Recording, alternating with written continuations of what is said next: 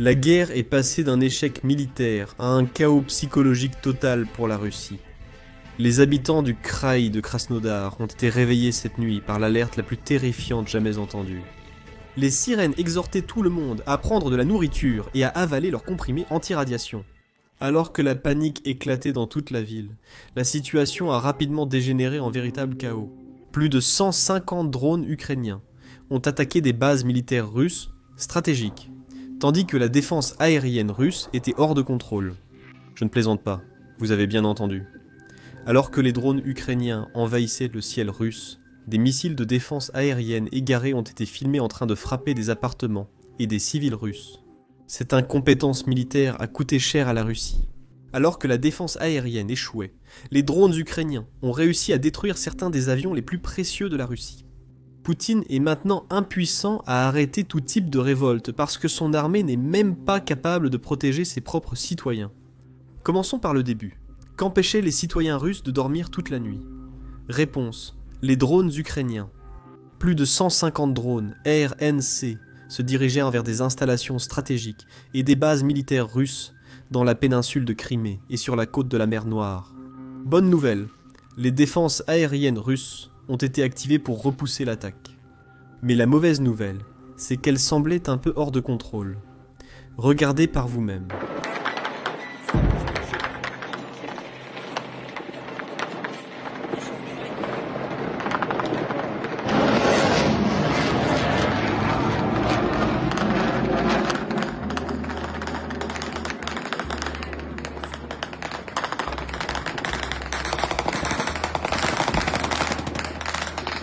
Maintenant, nous avons plus d'images de tirs amis provenant des défenses aériennes russes, la nuit dernière.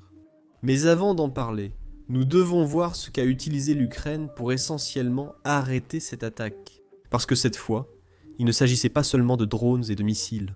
Ils avaient une arme secrète. Cette arme était un virus. Non, pas ce type de virus, mais le type informatique. Et ce virus a piraté la ville russe. Les haut-parleurs d'annonces publiques. Cela signifiait que les sirènes en Russie se sont mises à hurler en pleine nuit. Mais en plus de cela, le message que les citoyens russes entendaient en pleine nuit était l'un des messages les plus terrifiants qu'on puisse entendre. Écoutez bien.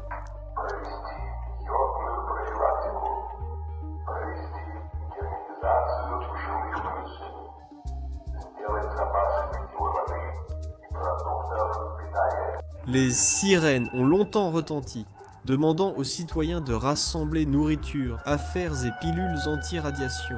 Je ne savais pas qu'ils avaient en ce genre de choses. Heureusement, il n'y avait pas de radiation, juste de la panique dans la ville. Peu après, le maire a précisé que l'alerte avait été piratée, mais les habitants ne se sont pas rendormis malgré cette explication. C'est parce qu'ils ne pouvaient pas dormir. Il y avait des drones ukrainiens dans le ciel pendant qu'on essayait de comprendre le piratage. Contrairement aux drones russes, ces drones ukrainiens visaient une base aérienne russe dans la région. Mais il semble que les missiles de la défense aérienne russe visaient en réalité des citoyens russes. La quantité de vidéos de la nuit dernière est incroyable. Voici la première. Un civil russe en train d'enregistrer une rencontre rapprochée avec un missile égaré. Regardez. Regardez. Regardez-le, c'est une bombe. Et, si tu es Poutine, tu dois voir le côté positif. Il semble que leur défense fonctionne, mais pas correctement. Voici un autre extrait civil que Poutine peut voir. Oh, ça vole. Allez, vas-y. Putain, merde, putain de bordel de merde. Malheureusement, tous les Russes n'ont pas eu cette chance. Un missile de la défense aérienne serait tombé la nuit dernière dans une zone très peuplée. Et il y a eu beaucoup de panique sur les réseaux sociaux russes. Regardez.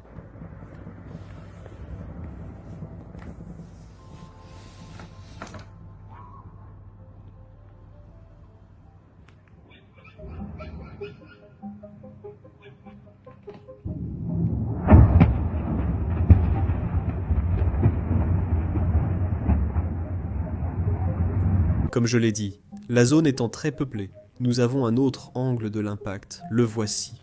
Voici ce clip.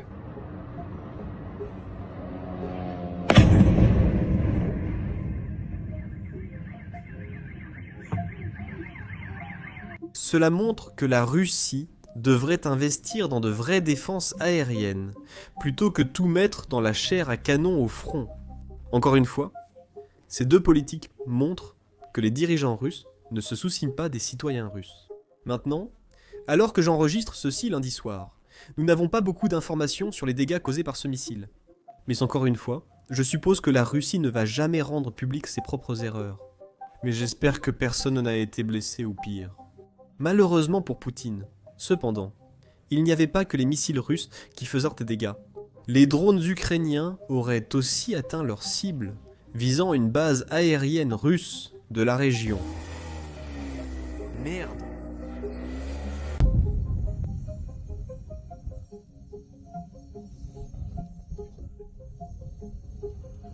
Maintenant, d'après les premiers rapports, il semble que c'était une usine d'avions et une base aérienne, où la Russie stockait aussi beaucoup de ses avions et jets pour l'entretien.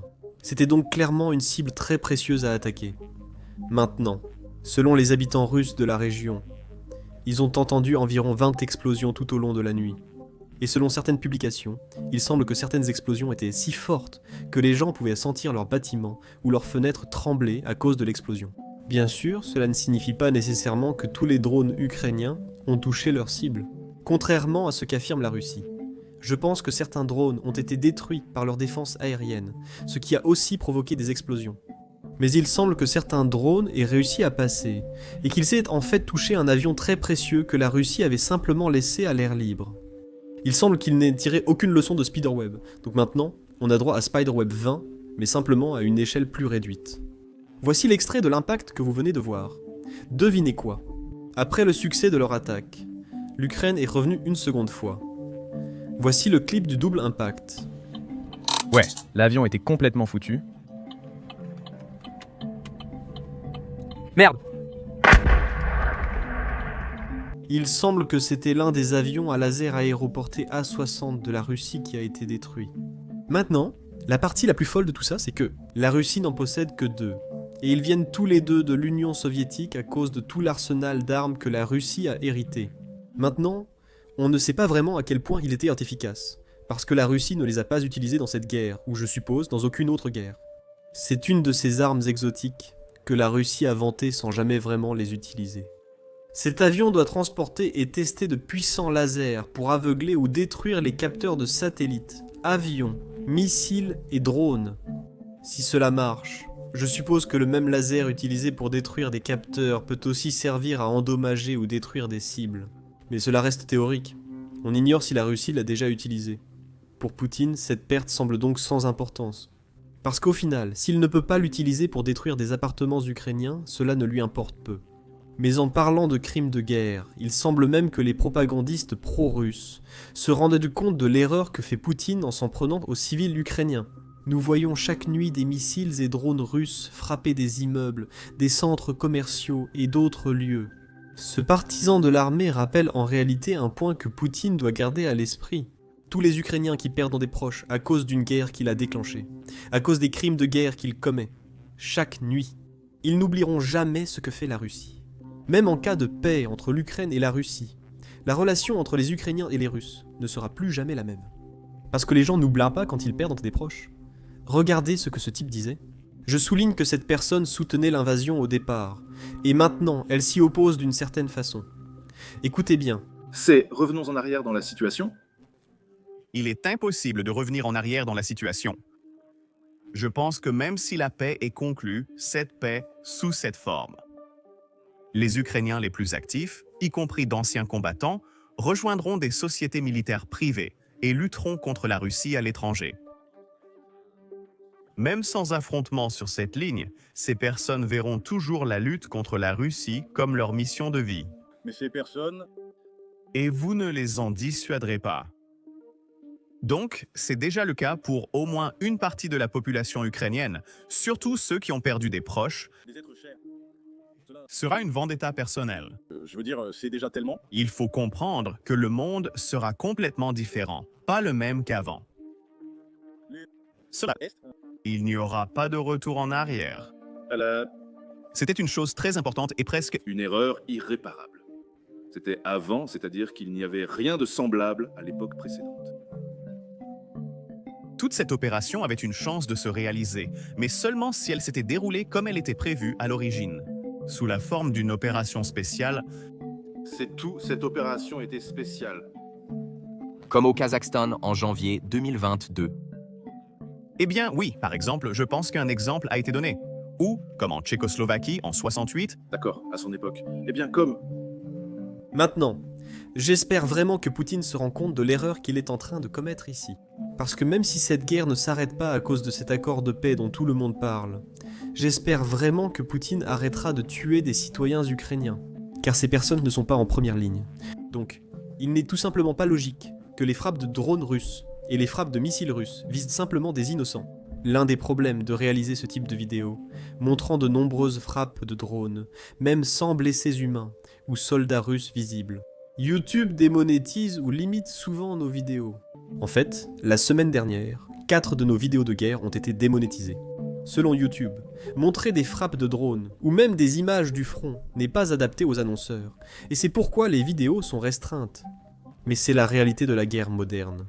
Et c'est la guerre que les Ukrainiens mènent et essaient de survivre. Nous estimons donc essentiel de tout couvrir, d'où le lancement de notre plateforme Basics Insider. Nous l'avons créée de zéro, donc sans aucune restriction. Nous n'avons pas à flouter nos frappes de drones, nous n'avons pas à flouter les images du front, et nous n'avons pas à flouter les bases aériennes russes en train d'être détruites. De plus, aucune publicité n'est diffusée sur le site. Ainsi, nous n'avons pas à nous censurer seulement parce que les annonceurs sont mécontents de notre couverture. Nous ne finançons pas le site grâce à la publicité, nous le finançons grâce à votre soutien. Donc, si vous êtes quelqu'un qui s'intéresse à ce type de contenu et que vous souhaitez regarder nos vidéos, des vidéos non censurées, et obtenir du contenu bonus que nous ne pouvons tout simplement pas mettre en ligne, ici sur YouTube, alors rejoignez-nous sans hésiter sur basicsinsider.com. Vous pouvez également cliquer sur le lien dans la description, ou scanner le code QR qui s'affiche à l'écran. En nous rejoignant, vous pourrez regarder tout le contenu que nous avons déjà mis en ligne ainsi que toutes les vidéos que nous publierons à l'avenir. Vous soutiendrez aussi notre couverture et notre chaîne. Merci beaucoup. Je m'appelle Sam et on se retrouve dans la prochaine vidéo.